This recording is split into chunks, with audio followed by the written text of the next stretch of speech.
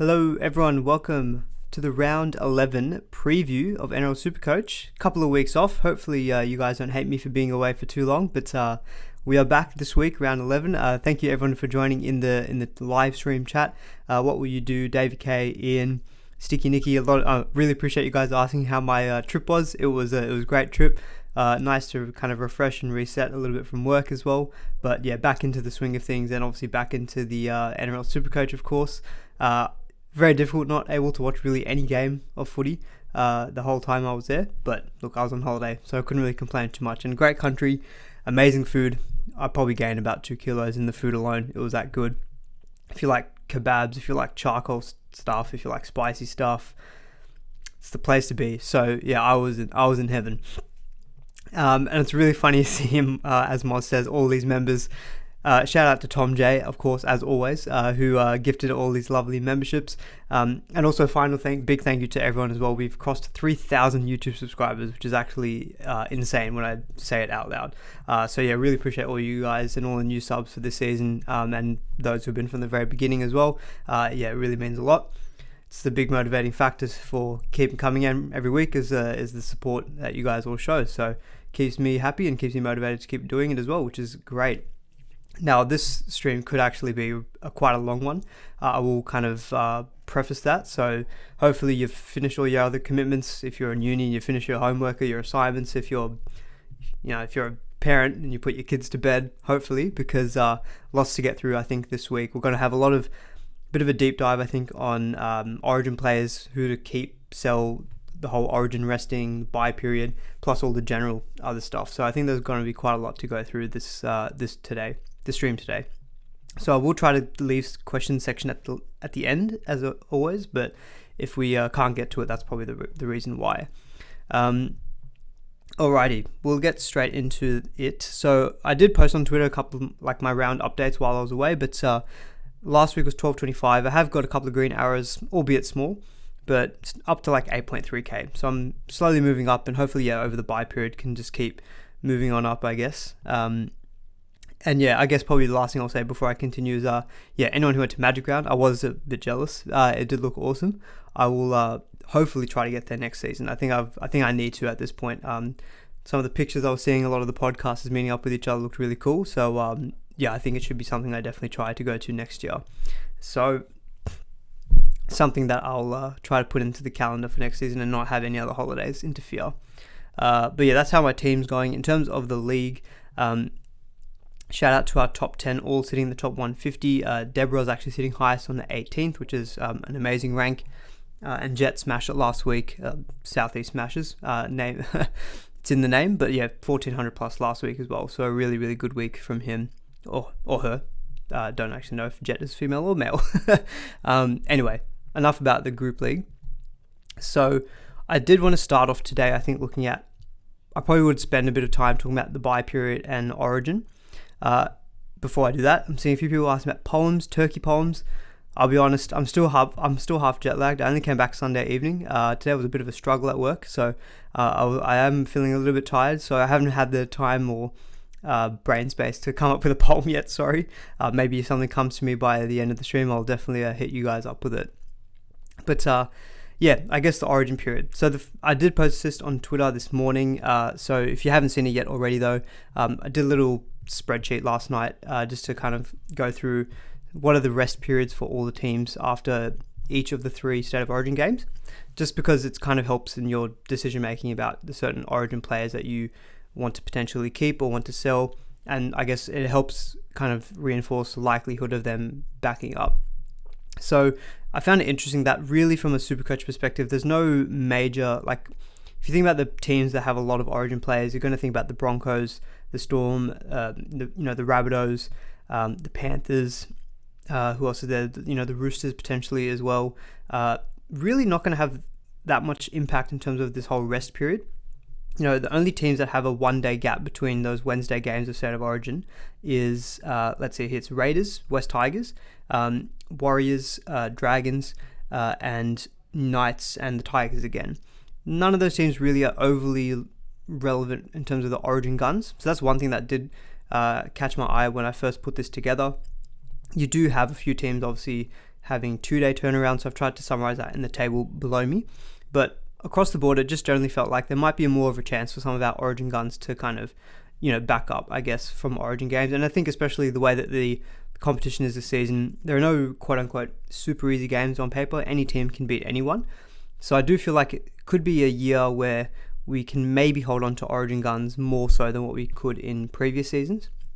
Thinking about Nathan Cleary, for example, if I look at Penrith, they have a 3-day turnaround after the Wednesday game before they play the Dragons on Sunday. And Cleary against the Dragons, maybe in the last 2 seasons when the Panthers were absolutely killing it, you could say good chance that Cleary could get a rest. But, the way that they're going, they're not as crash hot as they've been the last couple of seasons. They have lost a couple of games.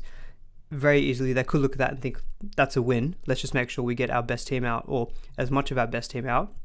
Try get the 2 points and continue to try to nail down a top 4 spot, I think. So someone like Cleary, round 14 could be a play.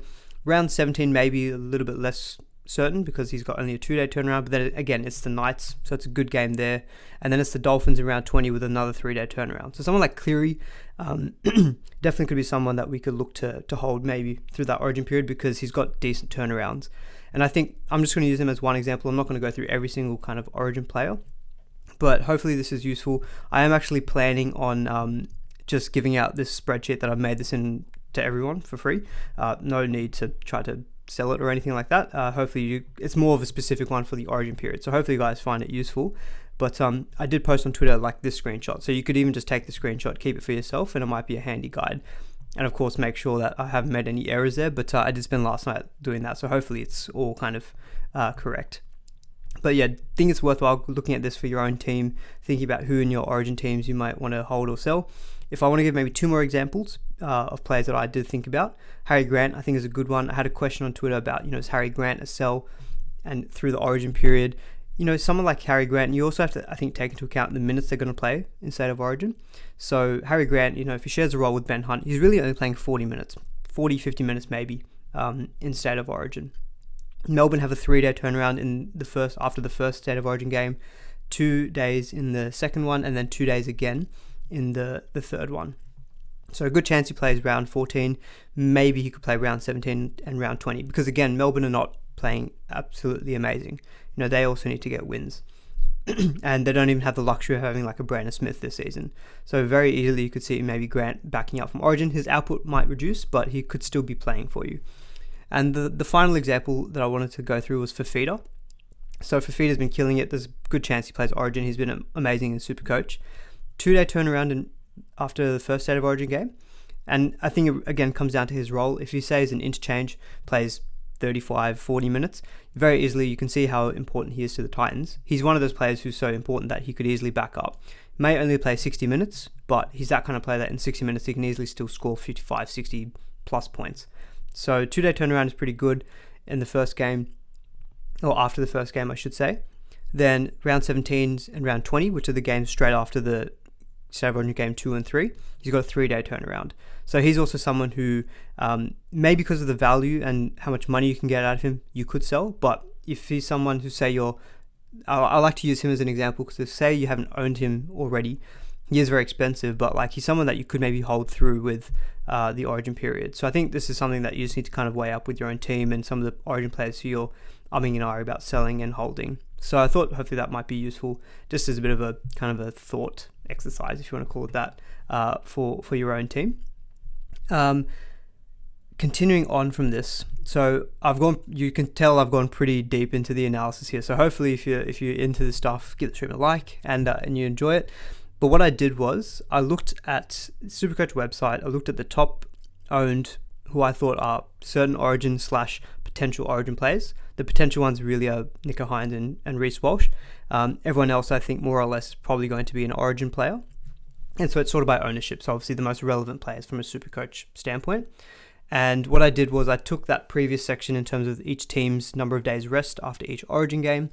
And I've looked at then that team's bye schedule as well. And this is purely between the Origin kind of bye period. So rounds 13 to round 20, after which we just go back to regularly scheduled programming. I guess you could call it that.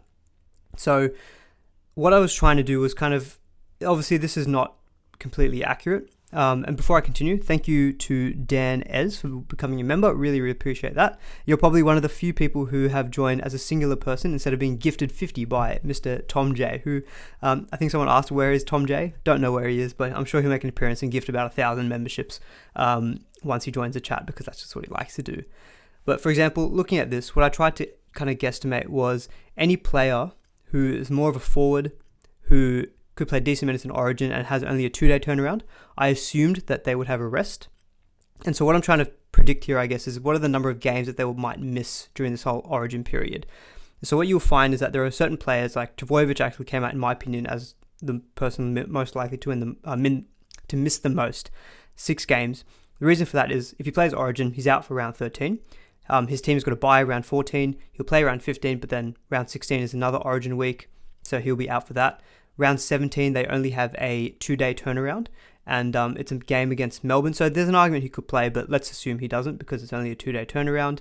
Then he plays round 18, misses round 19 because of Origin, and then again only has a 2-day turnaround.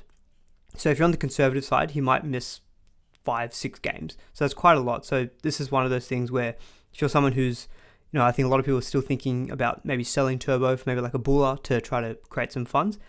If you're someone who's kind of thinking already about selling Turbo, and if you look at the schedule during the Origin period and you think it really comes down to, I guess, will he play Origin or not? That's the big question mark. I think if he's fit, he'll get selected. So assuming he plays Origin, he's going to miss quite a few games in my opinion. So he's not someone who's an easy candidate to sell. So that's kind of how I've tried to think about this whole kind of analysis, I guess. On the opposite side of things, you look at Fafita. I've predicted maybe only 4 games that he misses, because while he has a 2-day turnaround in round 14, it's 3 days both in round 17 and round 20. Plus, if he plays that interchange role, his minutes might be okay. More of a chance that he actually plays more games during the Origin period. So he's someone who I kind of like maybe as a hold. And so I won't go through every player individually, but someone like a Val Holmes, who I'm thinking about selling, unfortunately, he's got 2 really good games against the Dragons and the Tigers, so it feels hard to sell him. But he 100% will be someone I will sell come round 13, because if you look at it, he will miss round 13. He has a bye round 15, so he's out for that game. He'll miss round 16 through Origin. He'll probably back up because he's a back. He typically will. I would expect that he would be able to back up. But then he'll miss round 19, and round 20 is a 2-day turnaround. So I figured maybe they give him a rest there. So he's a candidate who I think 4 games for sure he's missing. Could be even more than that. So this is kind of a question, like when I was doing this analysis, it kind of also made me think about the Hines Cleary discussion. A lot of people thinking about, would you sell one of Hines or Cleary, and who would you sell? And so you can see below me, I've put a bit of a list of things to consider when you're looking to sell some of your Origin players. One of the things is the alternatives in the position. So halfback, we know that Cleary and Hines are the 2 standouts. Really after that, it's probably like Mitch Moses, Jerome Hughes. So there's a big drop off, in my opinion, in average to those players. So if you think someone like Cleary or Hines are only missing maybe 4 games during the Origin period, and in this previous section we kind of spoke about how Cleary has maybe a better chance of backing up. These are maybe 2 players that you can actually look to just hold through the Origin period. If you're looking at someone like Holmes, I use him as an example. He's a centre wing. It's an easy position to try to find alternatives because there are lots of centre wings out there who are doing well. It's not so easy at the halfback spot. Same with hooker. It's very difficult to try to find the best alternatives. A couple maybe like Jeremy Marshall-King and Reece Robson. But really aside from that, the likes of Grant, he's a standout hooker probably in most people's opinion. So trying to cover for him is a little bit more difficult, and we think that maybe he's got less chance of restings. Then look, he's someone that maybe you could look to hold during that period. Just to answer your question, David, I've just seen it here. Why is Val not playing round 13? Shouldn't the Cowboys be playing? So the reason for that is round 13 is a week that all the State of Origin players miss. So it doesn't matter if Val Holmes' team has a game that week, because I expect him to be playing State of Origin. All State of Origin players will miss round 13. They also miss round 16, and they also miss round 19. So that's the reason why I put Val Holmes down as a miss in round 13. And that's why you can see all of these guys miss round 13, 16, and 19. Those are the 3 consistent weeks because they are Origin players, and they're just automatically out through each of those weeks. Unless I've got something wrong with the scheduling, but I don't believe that's the case. So that's the reason why that they're out for round 13. So that's something that you need to keep in mind. Even if that team plays in round 13, they're not going to be an option.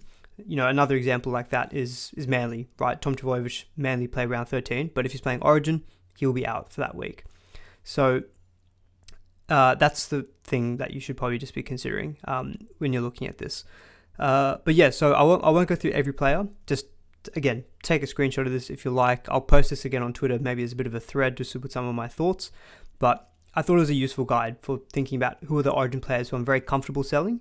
Val Holmes. Who are the ones I'm less likely? Maybe Grant, Fafita, Cleary, maybe Hines if he plays Origin. Those are some of the players who maybe I could look to hold.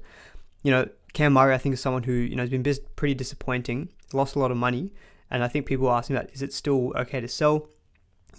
He already has a buy in round 20, plus misses round 19, round 13, maybe gets a rest in round 14. Especially when the Rabbitohs are doing quite well, maybe they can afford to rest him. So he's someone, again, who you can maybe look to lose during the Origin period. But anyway, we'll keep it there just because I know there's a lot of different players there. Christian Welch is someone who has been disappointing.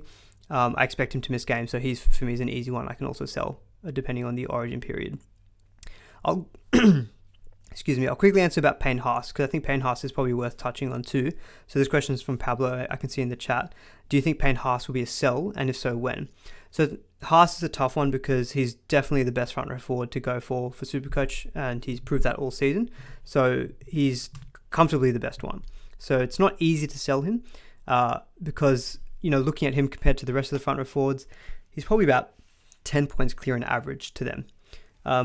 But we do have some options who will cover the bias decently. The likes of Tohu. We've got a section talking about front row forwards, but like Tohu, Jack DeBellin, Joe Tarpany, some of the more popular names. They are decent players. So I think you can look to move to one of those. And another thing with Payne Haas is that I think he's quite expensive. He's 721k. If he's around 700k come round 13, and let's say you get him down to Tohu, frees up 100k, and that lets you do a big upgrade elsewhere in your in your center wing, for example. If I expect him to be missing maybe 5 games, and I think the thing with him is that they don't need to play him for big minutes like they have the last few seasons. They have reduced his minutes. He's gone from that kind of 65 plus minutes to like a 55 to 60 minute role. So I feel like they're able to kind of manage him a little bit better. So there's more chance of him either getting reduced minutes or rests during that Origin period. So I think there is definitely a strong case to sell, not because of him being bad, but more about you can take the opportunity to jump on another player at a cheaper price.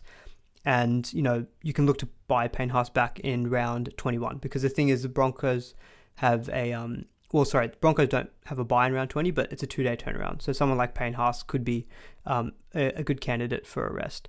So I think it also depends on your team makeup, of course, where, if you've got adequate depth at front row forward and you can just park him on your bench, then that's fine. But he definitely can be someone I think is worthy of a sell, and especially if he's at a really high price, still at 700 plus K.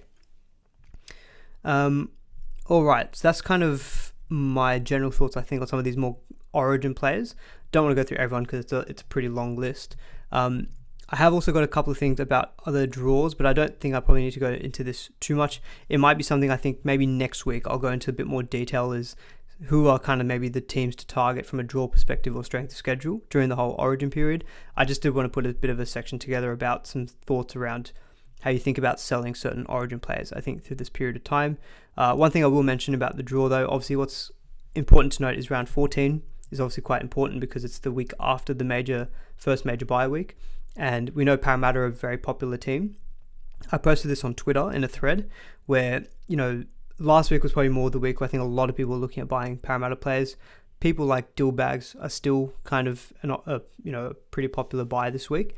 You just want to be careful you don't overload too much on Eels players because they do have that buy in round 14, especially having Manly and Newcastle added in. You could be losing Garrick, Schuster, Miller, Marzu, and then let's say Hopgood, Dillbags, Gutherson. You're leaving yourself already 7-8 short out of your 25-man squad. You're already not being able to field a full 17. So that's one thing that's important to think about, which is why it's good to look at teams that will cover both 13 and 14, which is why Rabbitohs players are really popular this week because they do probably have the best draw of these teams that play round 13 and 14. I know this was a question I think that came through on my YouTube community page, so I wanted to touch on it a little bit. Alex Johnston is a really popular buy this week. There's a big reason for that. It's a good draw, covers 13 and 14, good long-term draw as well. So that's something that you can, this is why a lot of people are looking at targeting Rabbitohs players. Raiders are also up there too. So the likes of Horsburgh, who was a big talking point last week. Joe Taps, again, is a decent option. If you look for a pod center wing like Matt Tomoko, again, he could be someone that's worth considering because they play round 13 and then they've got a Tigers matchup in round 14. Could give a nice edge against a lot of people who may be fielding weaker teams in round 14. But I think I'll talk about this a little bit more next week, given that I've already spent about 20 minutes on this part alone. Right, we'll get into a few more kind of more relevant topics, I guess, for this week. So one thing I wanted to touch on was kind of the downgrade options. I think a lot of us, myself included, still trying to find good downgrade options, but it is quite difficult. I can see comments from Art here, Billy Smith, a trap. So in terms of some of the downgrades, there's really no standout. Like, I think ideally Valens Tavare would be the best one because he looked incredible. Looks like he's got the game for SuperCoach, tackle breaking, very attacking player, so we love those type of players for SuperCoach. But I've tried to list a bit of a pros and cons for each of these people here. So with Valens, he is the most traded in player, as you can see below me. But the obvious downsides are he's got a bye this week, which gives Brenko Lee another week to recover from his hamstring. He's only played the one game. Even if he plays the second game, there's no guarantee that he'll be in the squad for his third game for a price rise because Brenko Lee could just come back from his hamstring injury. Part of me thinks that the way that he played, and apparently just hearing a lot about him, it sounds like he's been pretty pumped up at the Dolphins. So maybe, hopefully, this is his chance and he takes it and then just nails the spot, because he would be my preferred option from a center wing downgrade purely for his SuperCoach game. But there is obvious risks with him. Other options who I think are popular in the center wing, I think there may have been a question about Max, is it Fiegai? Is that how you pronounce it? Or Fiangai? So again, I don't love him job security wise. Lomax is currently playing New South Wales Cup. He's not named in the entire squad today. So there's obviously, you're safe for this week. Like, Fiangai will definitely get one price rise this week. But Dragons, it's so hard to kind of predict the minutes and what's going to happen there. So I don't love him either, just from a job security standpoint. He covers round 13, which is good. But is there any guarantee he gets there by round 13? I'm not so sure. So I don't love Fiangai. The other one, I think, so I probably butchered that surname just then. Another one, I think, in the center wing position is Billy Smith. So Art's question before, is Billy Smith a trap? Trap is a strong word, but Fine. Okay, thank you. Max Fine. Okay, thanks, guys. Appreciate that. But yeah, so Billy Smith, I think I've seen some report that Daniel Tupou is eyeing up around 14 return. The thing with the Roosters is they don't cover round 13 either. He is, unfortunately, someone who has experienced a lot of injuries as well, Billy Smith. He had a really good game, really high base, that's a 45. I don't expect that out of him most weeks. That's not really, he was like, when last season a lot of people owned him, he was kind of hovering around the low 30s in terms of base, which is still good, but 45 I think does feel like a bit of an outlier. But let's say round 14 is when Tupou comes back, then he doesn't play round 13, and then come round 14, Tupou could be back. Suoli'i moves to the centers. Maybe Manu gets put back to center because Sam Walker's back. Billy Smith could be out of the team. So he's not one, because he doesn't even cover round 13. I don't love him either. So I think good SuperCoach stats, and obviously playing in a good Roosters team, although Roosters attack has been really bad. But yeah, no, personally he's not for me. So those are kind of the center wing ones. Honestly, I think if you're going for a downgrade, I'd probably chance it with Tavare, just because he is bottom dollar. And if you haven't got too many other non-player reserves in your team, worst case, he falls straight out of the squad, and he's just sitting there as a bottom dollar player who's not taking up too much of a cap, who just sits there as an NPR.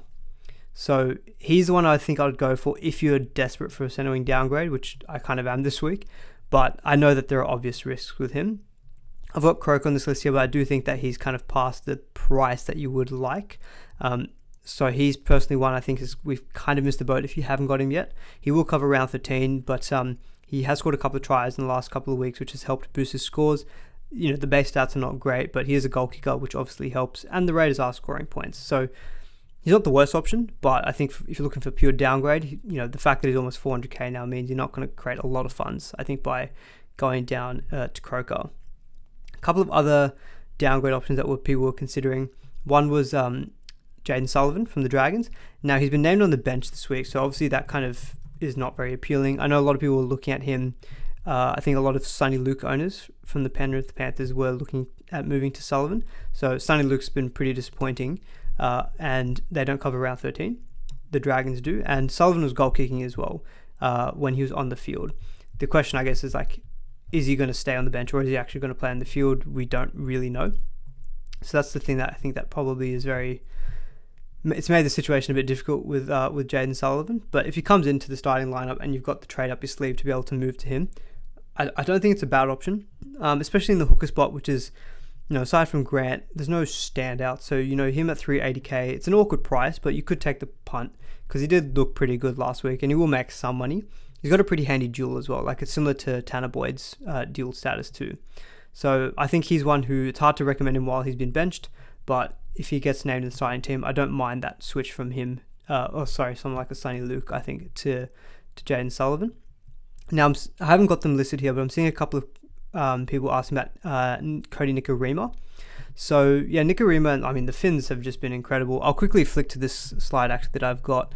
So I did put this together, and I posted this on Twitter as well, just looking at updated team ratings in terms of their points scored per game and points conceded per game.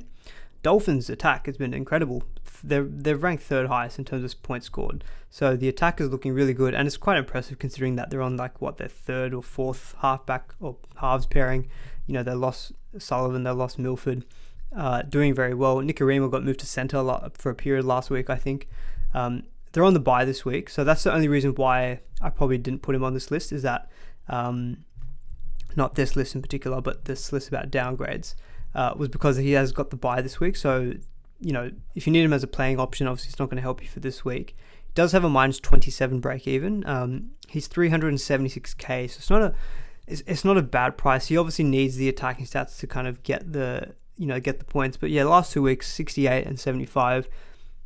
He comes back to Melbourne, which is not great, but the Dolphins have been looking good. Then it's the Dragons in round 13. So I don't mind him as a bit of a short-term play, where the Dolphins do have a bye in round 16.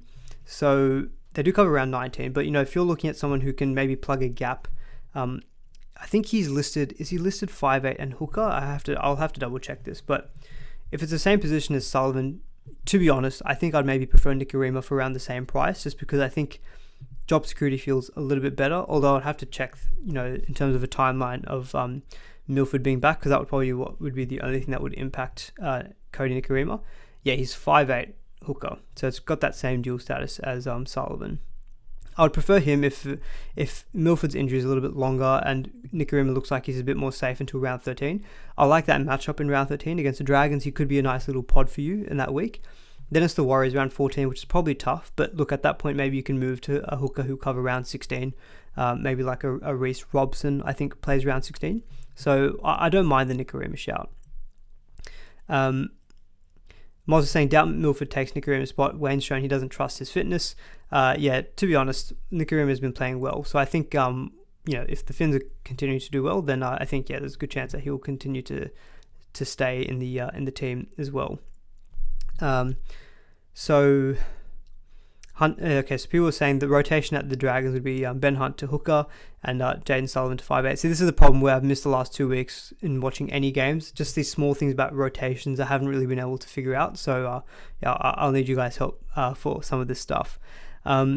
Corey Allen, he again doesn't thrill me from a job security perspective, and to be honest, the Roosters, I bought Teddy, but again I'll go back to this. Look at the Roosters' attack; it's been woeful. Third worst attack in the competition for points scored, and you look at the roster, it's just crazy to think that, right? But they've just not been good in attack. Very clunky.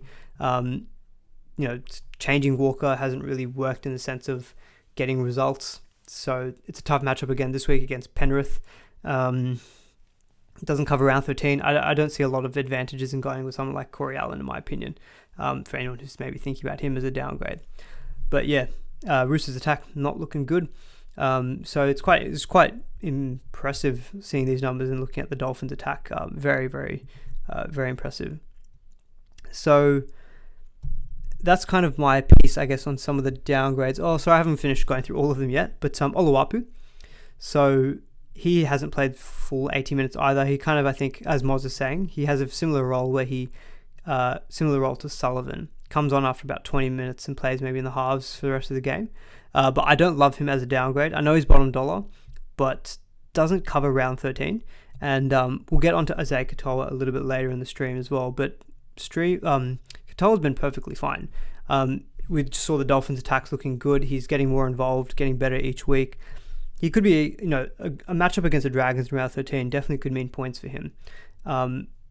So, like, for example, if you're thinking downgrade, I'd probably rather actually go a Taruva, Alamotti down, or Warbrick down to, like, maybe chancing it on a Tavare. I know it's a big risk. Even if it was Fine, I'd probably prefer that to going to Oluwapu, especially when it's a 5'8 position that's quite crucial. And Katoa's been good. He's been handy. He can easily get maybe 45 to 50 a week. And he's got a really handy duel too. So I don't love Oluwapu as a downgrade. And Peachy, I feel, is similar-ish to Croker in terms of missing the boat a little bit. He's made some money, but also... Now, someone correct me in the chat, because I'm seeing very different things about Isaac Dongo's, like, prognosis. I was seeing round 16, he was out until, and then I was also seeing, like, 4 to 6 weeks. And being out of the country was very, very difficult to get reliable news. So if people have any idea, put that in the chat. But if it was the case of round 16, then Peachy looks great, because even though he doesn't cover round 13, he's probably likely to get dual status. I think there was a question about duels and when they'll get added. It happens in round 12. So Joey Manu, I think, now that he's been named, and if he plays again in the 5'8 spot, he will probably get dual 5'8 centre wing, which is just amazing to think about. Having a halves pairing of, or 5'8 pairing, I should say, of dual bags and Joey Manu for Supercoach will be beautiful. Yeah. So Hamish is saying round 16. Ian saying I've seen season. I've been hearing 4 to 6 weeks. I'll need to try and get some good clarity on that situation, because it obviously doesn't help, but it really would change how you'd assess Peachy. If it was round 16, I'd say, look, Peachy, he's still relatively cheap, and if he gets dual status, which I think he will, then yeah, he'd probably would be a handy option. Averaging 49, so he's doing decent as well. Sorry, the final downgrade I haven't spoken about is Dream Buller, 4th most traded in player at this stage. I don't think it's too late for him. I think he's looked like he's been very impressive. Obviously, that last-ditch tackle to save the try against Sully, was it? Or Ravalawa, whoever it was, I think it was Ravalawa.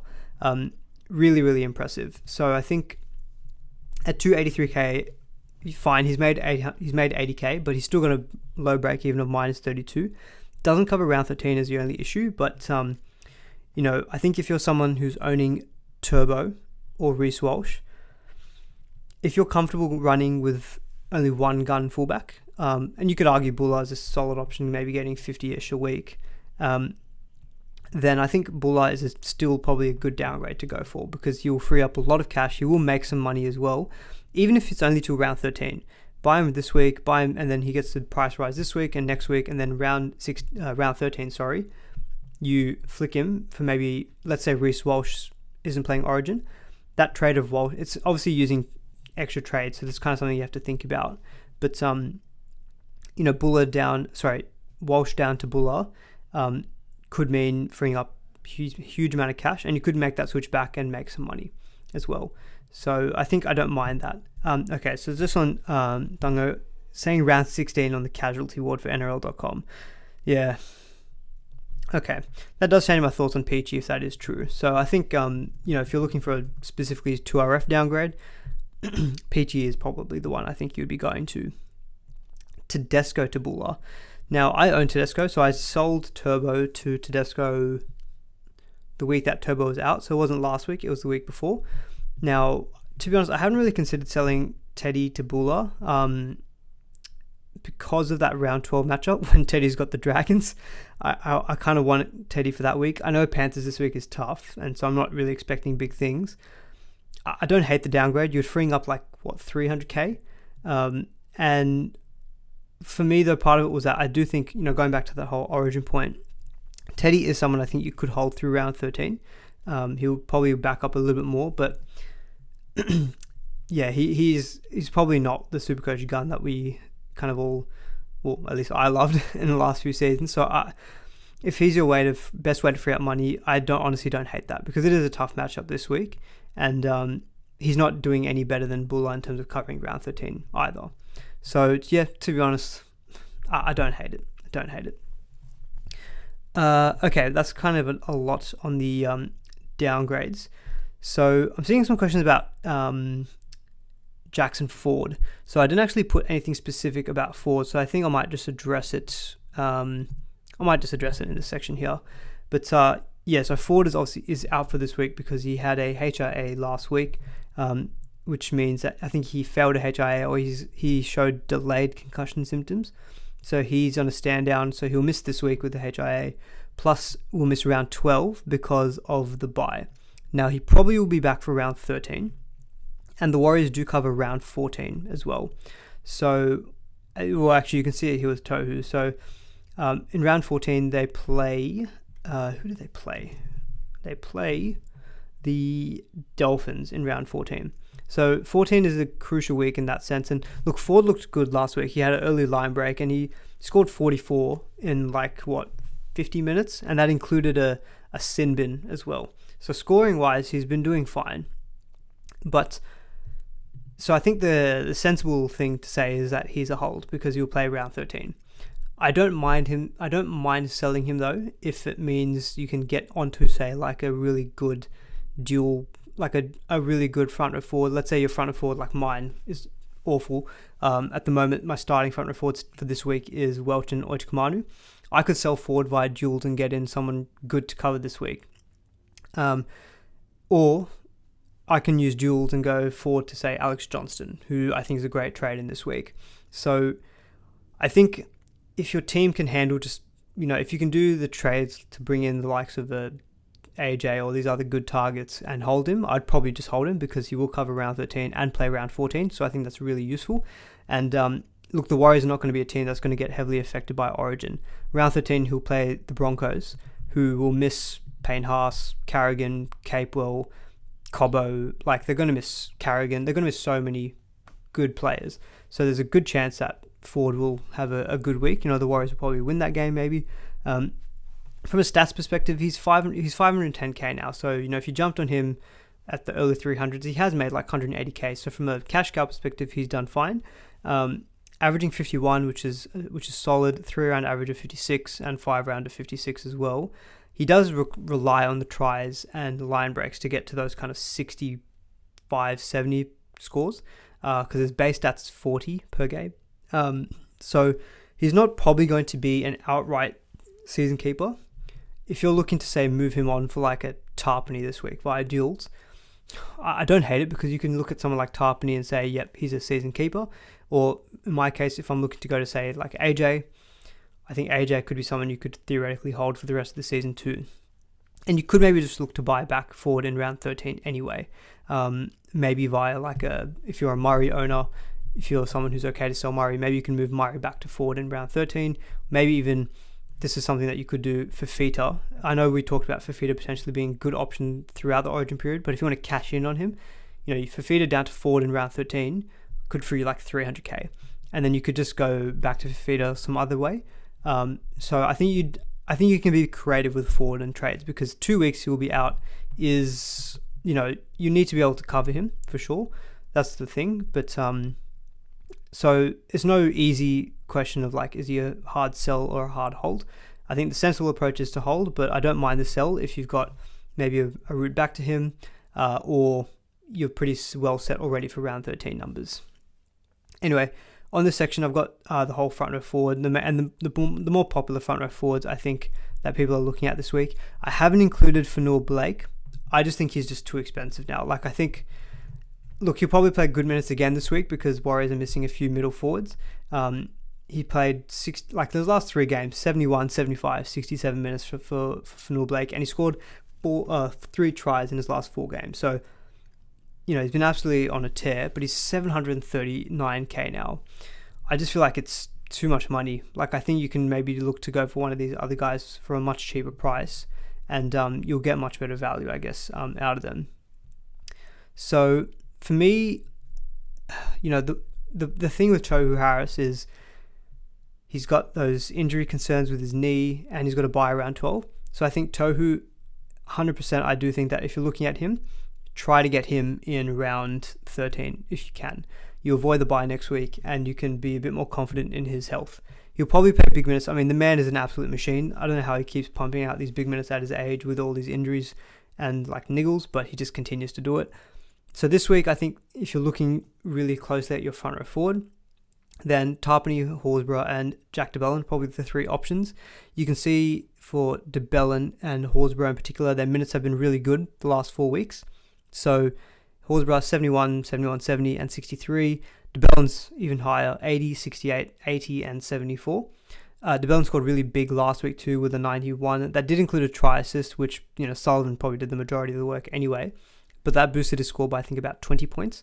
But even without that, we're looking at a 71 in like base power, which is a really, really good, that's a really good output for a middle forward, and 600k, sub 600k as well, I should say. And all four of these guys are dual as well, so they can all cover second row forward and front row forward.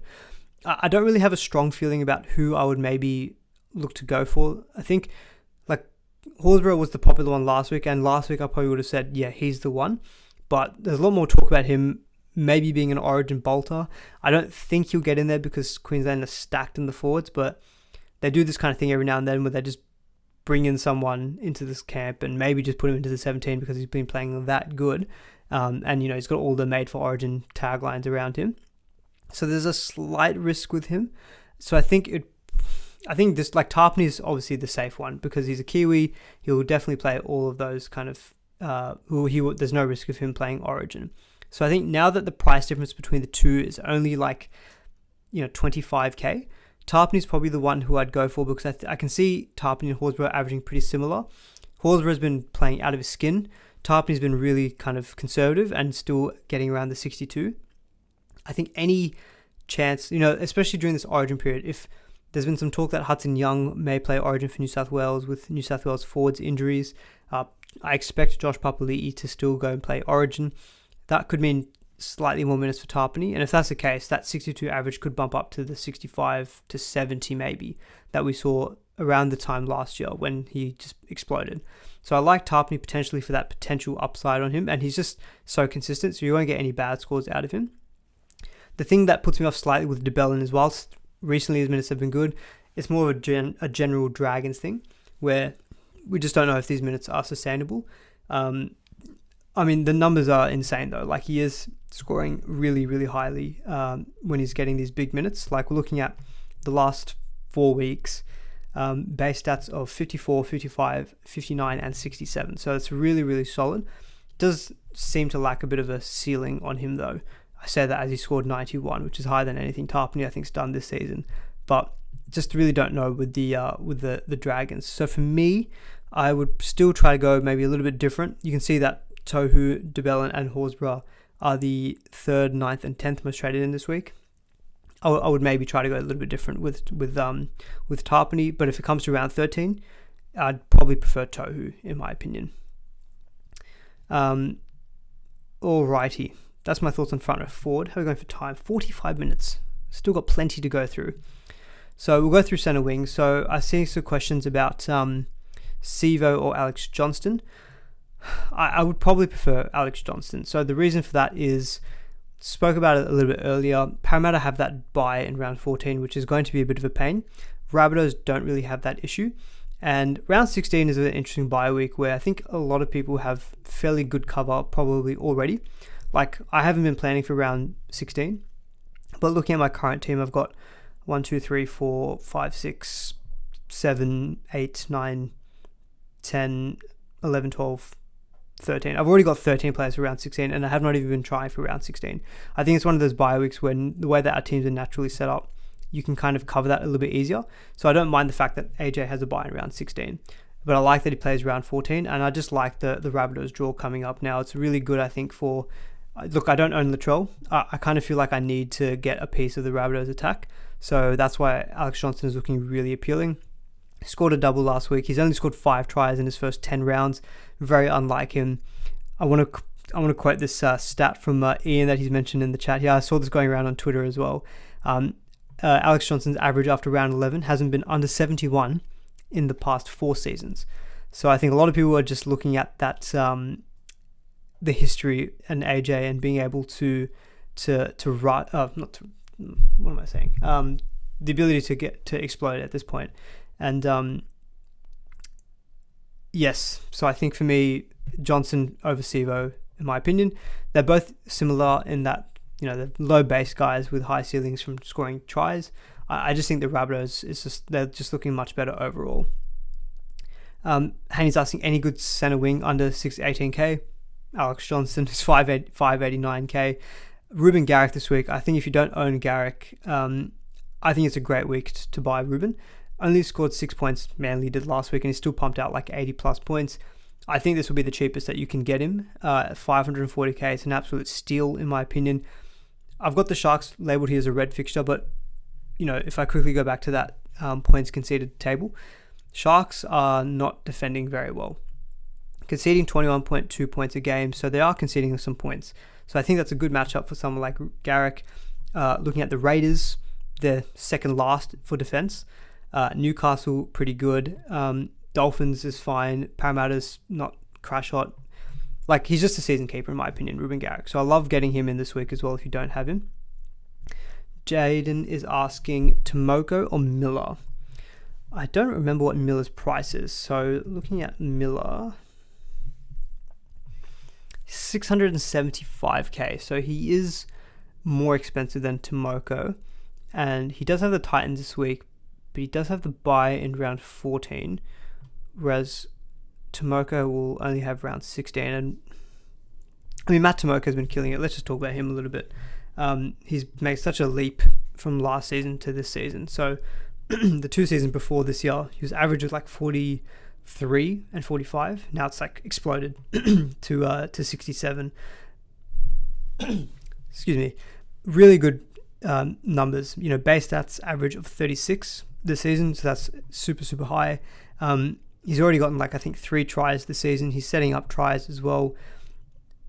He does, he's expensive now, 655k. So you are paying a higher price for him. If you got him a week or 2 ago, he was about 540, 570k.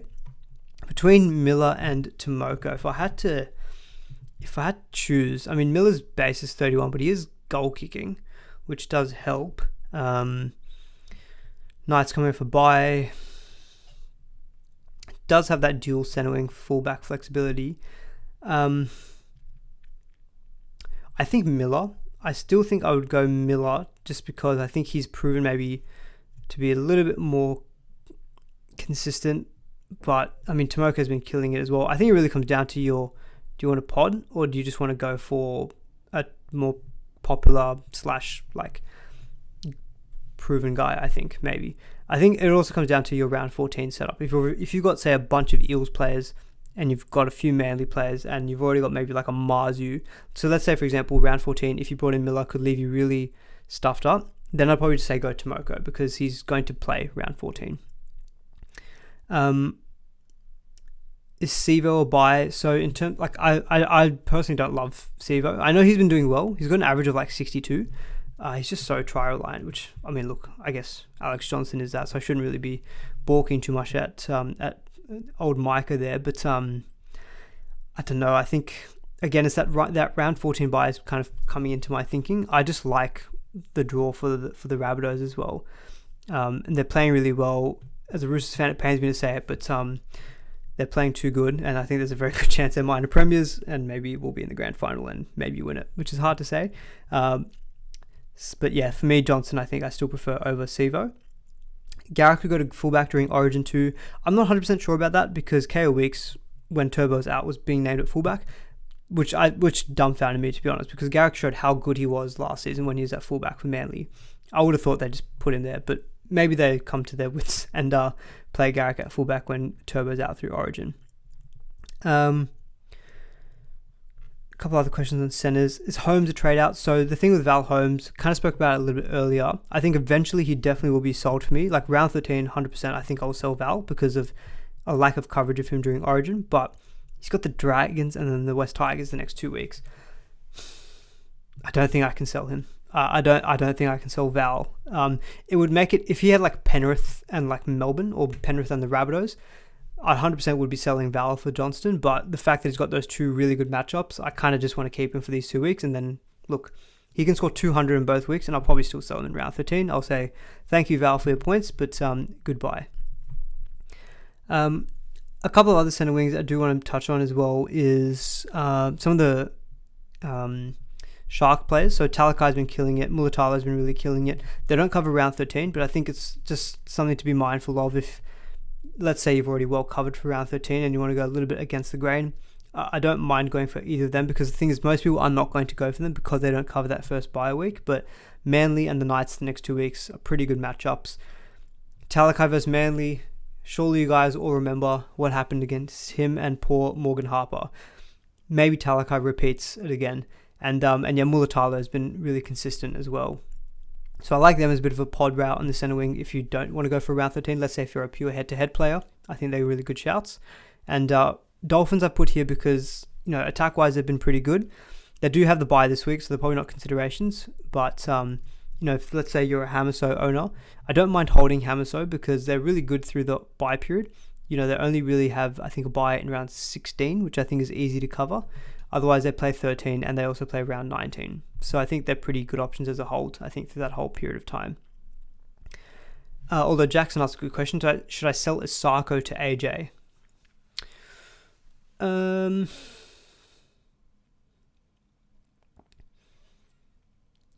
mean, I like Isako as a hold, but I like AJ this week. I mean, something interesting that has been kind of bandied around a bit on the social media for SuperCoach is that the Tigers have only considered 100 plus point score against them in SuperCoach this season, and that was like Moses with 102.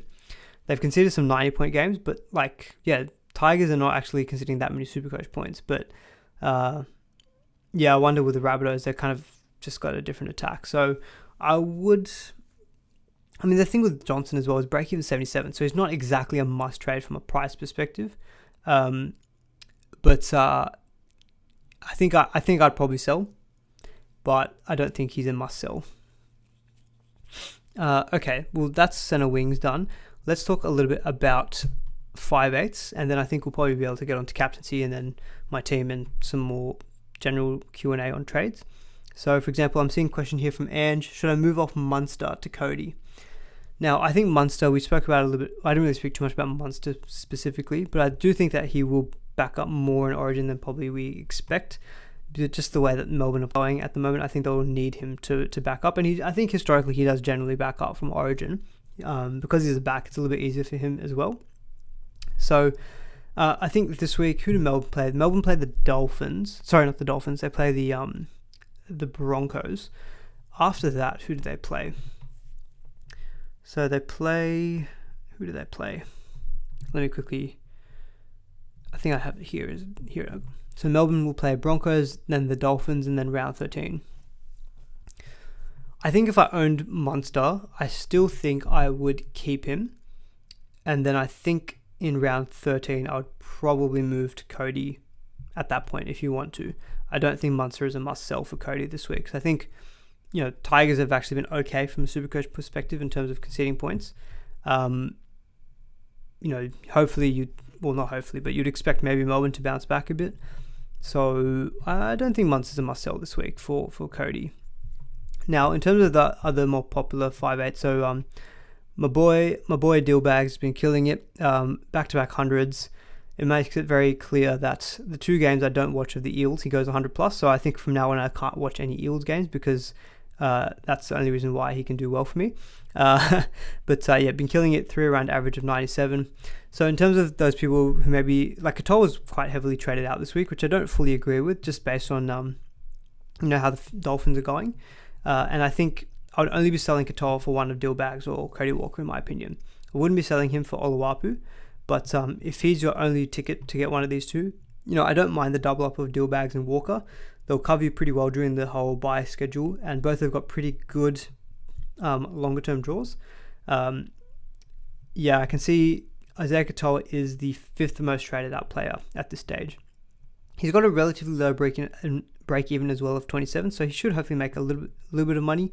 His dual status is really handy as well.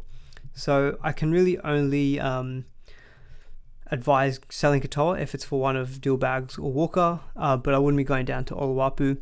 Between Dillbags and Walker, I think you guys know where I stand. I'm always on team Dillbags. Just love his base stats.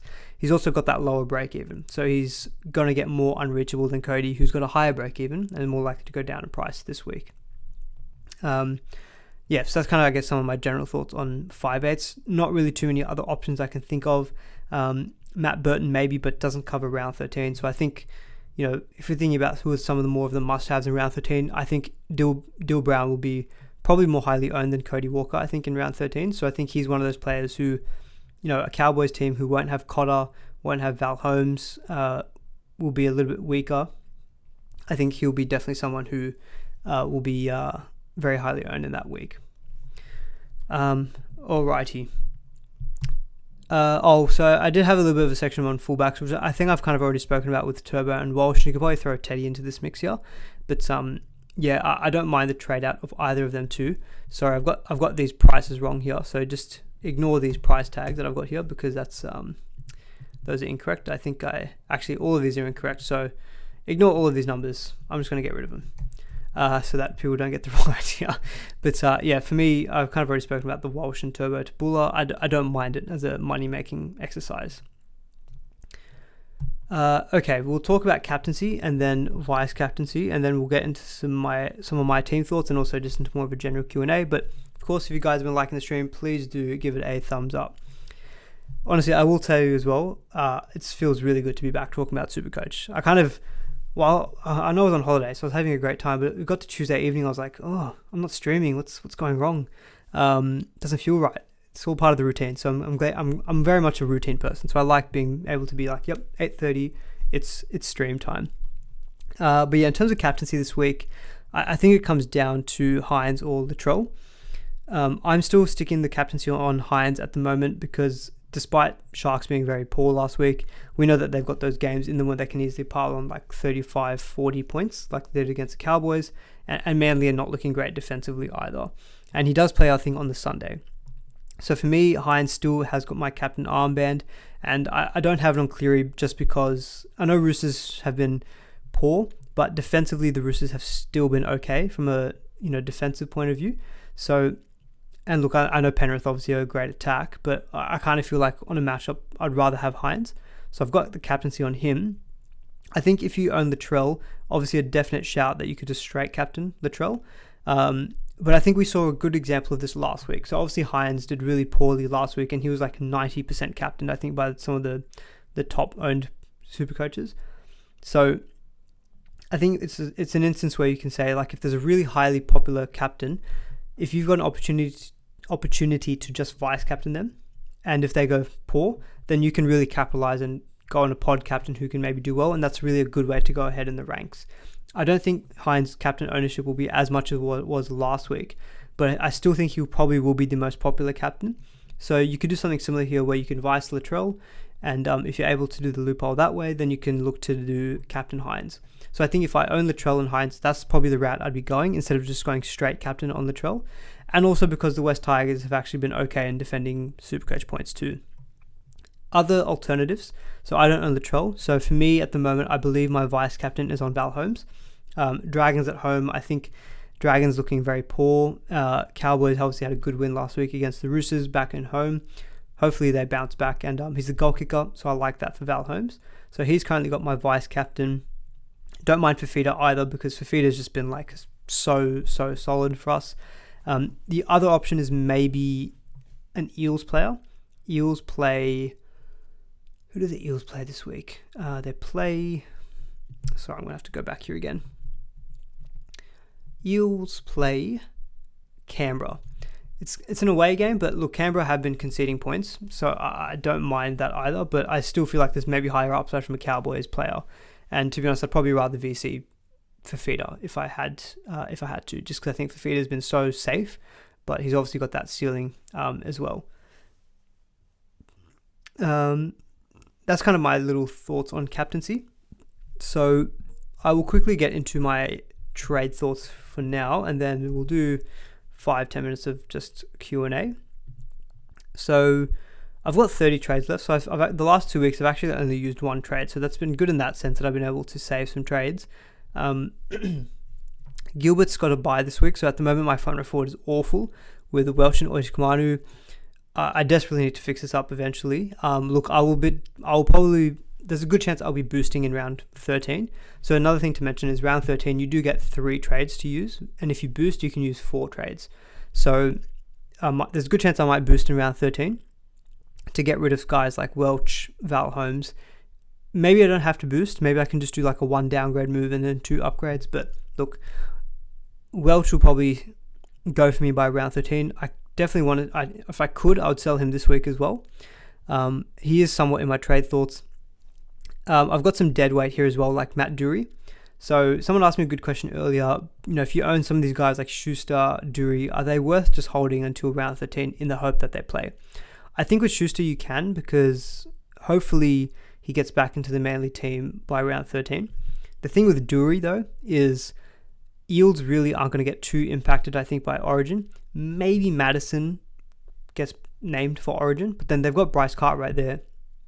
And then Dury, even if he plays on the bench, sometimes he plays like 5 minutes or no minutes. Like he literally sometimes warms the bench and does not get called on. So for me, Matt Dury, I'm like, and look, even if he plays, what's the best he'll give me? It's like 30 points. Cool, it's fine. But like if I can turn him into someone else, it'd be nice. So for me, Dury feels like one I can get rid of before 13, even though he technically plays that week. Schuster, I'm maybe going to hold him a little bit longer. And what else have I got issues-wise in my team?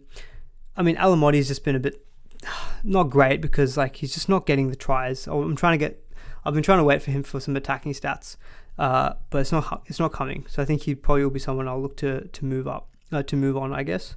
Happy with the fullback pairing of Gutherson and Teddy. So I sold Walsh for Gutho last week, which look, Walsh, I was fully expecting Walsh to outscore Gutherson last week. He had the better matchup on paper. Well, he had a really good, he got the return of Payne Haas and Ezra Mam, and Manly not looking good. And so I was expecting Walsh to outscore Gutherson, but look, 67 from Gutherson when he also got sin-binned. I'll take it. And Gutherson will be goal kicking this week with no Mitchell Moses. So I think it's a good week to have Gutherson as well. So actually, now that I think about it, if I could make the VC loophole work, I could maybe go VC Gutherson against the Raiders. So that's something I will think about. It could be Gutherson instead of a Holmes VC. So I'll keep that in mind as well. But yeah, in terms of trades, so I'm seeing a few people saying, screw your mind and your 30 trade flex. I'm not trying to flex. I'm just saying I've got 30 trades. It's actually hard to say what is a good number of trades left, but based on that response, I'm going to think 30 is okay. Heatwave says I've got 23 trades. Yeah, Heatwave, I'd probably suggest to cool off on the trading a little bit. With Manu getting dual 5'8 next week, anyone else moving him up, I probably won't move him until maybe round 14, because I think I will probably keep Isaiah Katoa until round 14 at least. So Manu might stay there for me, but look, I probably would eventually get Manu and dual bags into my 5'8, and then I would move Katoa on for like a centre wing, because the 5'8 position is a little bit difficult this season, whereas centre wing there's a lot of options. Anyway, in terms of my trade thoughts, so I want to get Alex Johnston this week, but I don't want to sell Val Holmes. So I think it'd probably be Taruva. I know he did good last week in the base stats perspective, but just not getting the attacking stats. Doesn't cover round 12. So he's someone who I've thought about moving on. I know I don't have to sell Ford, but I have thought about, because I've got some trades up my sleeve, I have thought about maybe moving on Ford as well. So actually, let me show you this. Instead of doing Taruva, I can actually just sell Ford, and I've got Jack Howarth as enough. So I've got duels where I could go Ford to, say, Alex Johnson. I would need another trade to fund the move though. But if I could do that, so let's see, where's AJ? He's here. I would need to free up 41k. So, I mean, I could do that with like a Dewey downgrade, maybe. Or I could just move Taruva down to like a cheapy center wing. So this is where like, none of them are great, but you know, if I took the plunge on a Tavare, then maybe I go him.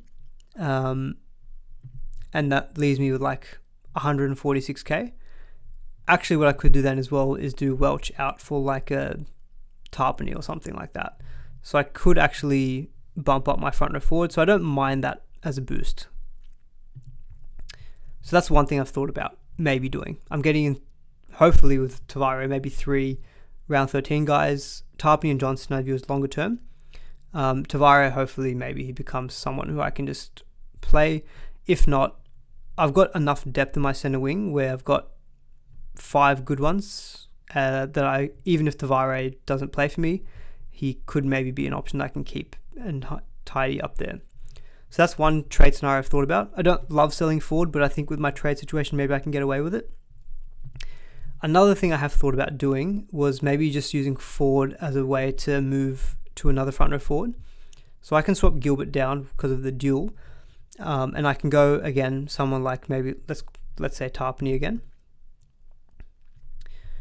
And then if I wanted to get Alex Johnston, it would be probably Taruva out for AJ. Where is he? Let's see here. And then I would need to... Oh, something. What's going on here? Select a... Oh, I didn't select Fullbacks, sorry. I would need to trade out Alamodi. Okay, no, I can't do that. That doesn't work with money. Never mind. That option won't work. That option won't work. So I think the way that I'm leaning is probably doing Ford, AJ, because I can do Ford, AJ, and Welch out for a front row forward. And what's my trade? AJ, front row forward, and Tavare. That's right. So that's kind of what I'm thinking of at the moment. Let me just quickly redo that again, just so I can illustrate it for you guys, and then I promise I'll get to some questions. I'm a bit slow here because I'll be honest, I have not fully thought all of this through yet. So trades for me, I haven't really earmarked anything at this point. I mean, I can even do that. I can even just do Ford and Taruva out, but I could just boost to get rid of one of the front row forwards. So I could just get rid of Welch because he's annoying me with him playing not as many minutes, and I could do that as my boost. So anyway, I'll leave it there. That's kind of what I'm thinking at the moment with trades. All right, so I think we'll do about 5 minutes. We're about an hour, 10 minutes. We'll do 5 minutes of Q&A. So get the questions coming in. And of course, guys, if you do like the stream, please do give it a thumbs up as well. And if you've only just joined, big thank you to everyone for getting to 3,000 subscribers. Unreal. Okay, while you guys put some questions in, let me just get my laptop charger because it's almost about to die.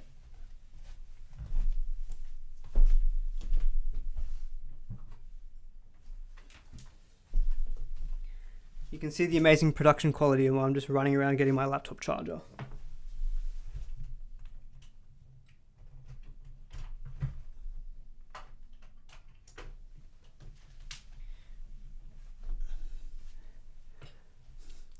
Alrighty, let's see.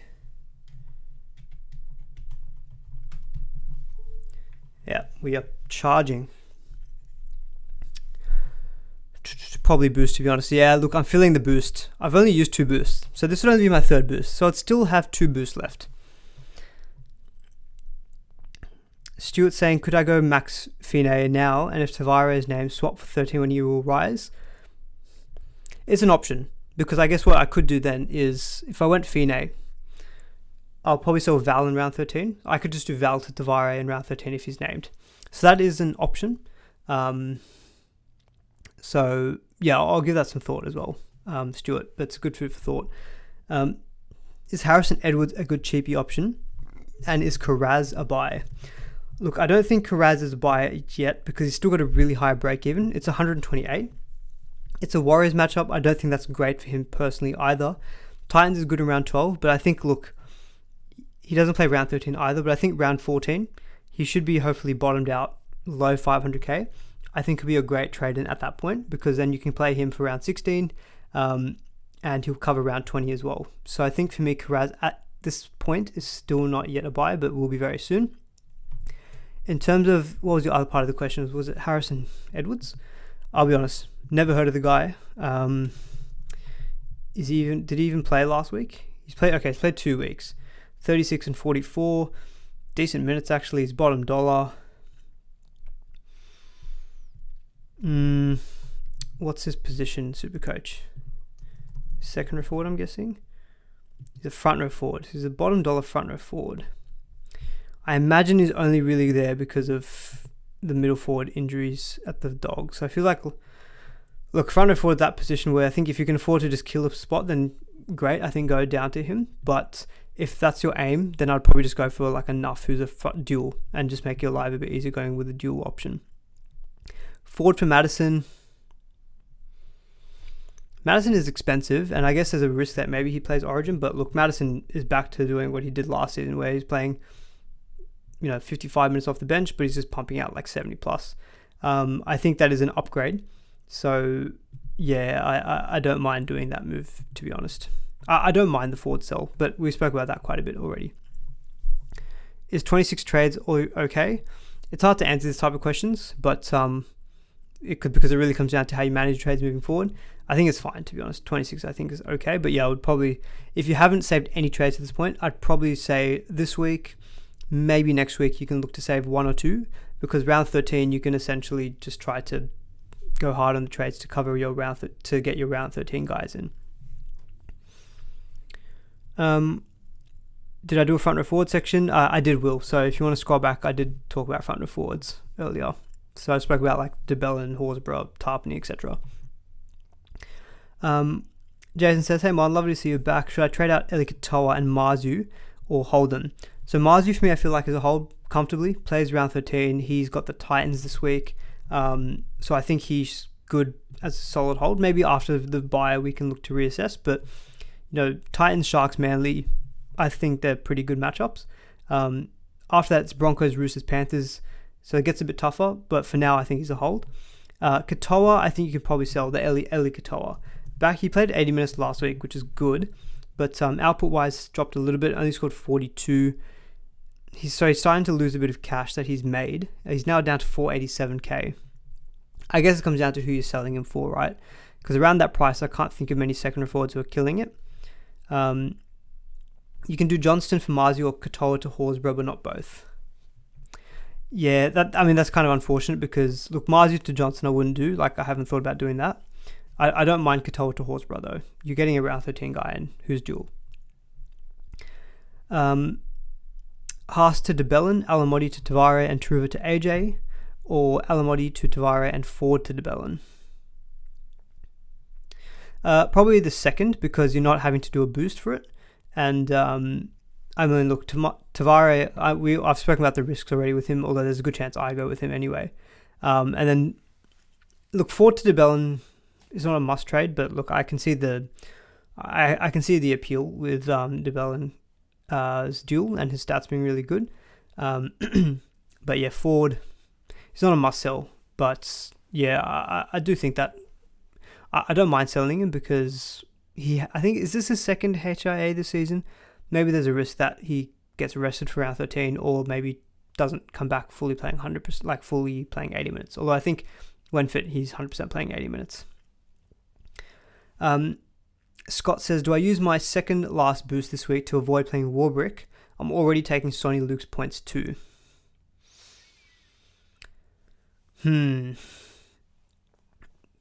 Boosting to avoid playing Warbrick.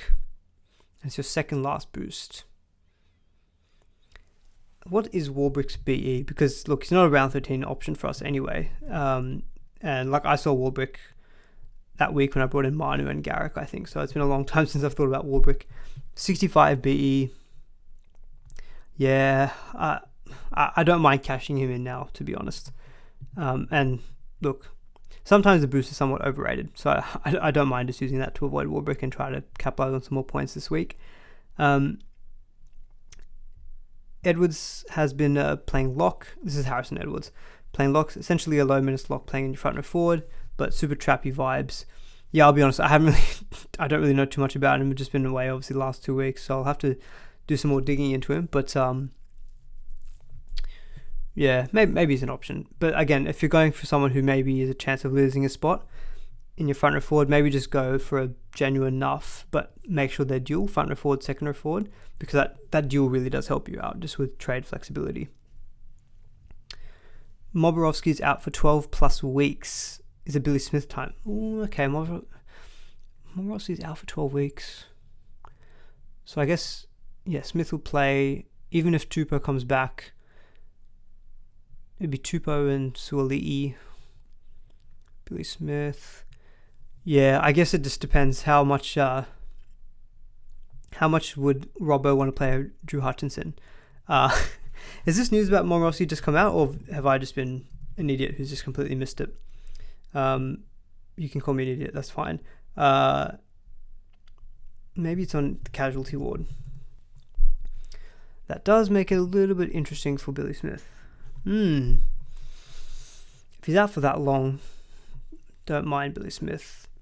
He was very popular for us last year, although didn't deliver a whole heap, unfortunately.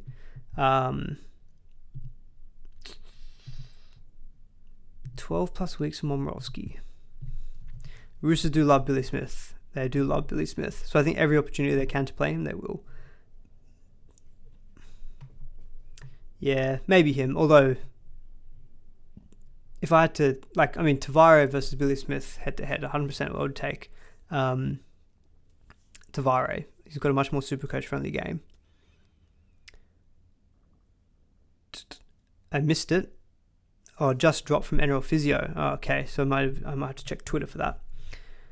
Whereas the man, NRL Physio, I heard he had a great time at. Paul Moborowski will miss at least the next 12 weeks, requiring shoulder stabilization surgery, reconstruction after suffering an instability episode, blah, blah, blah. Okay, so will at least miss the next 12 weeks. That does make things very interesting for Billy Smith. That could change my thoughts on him.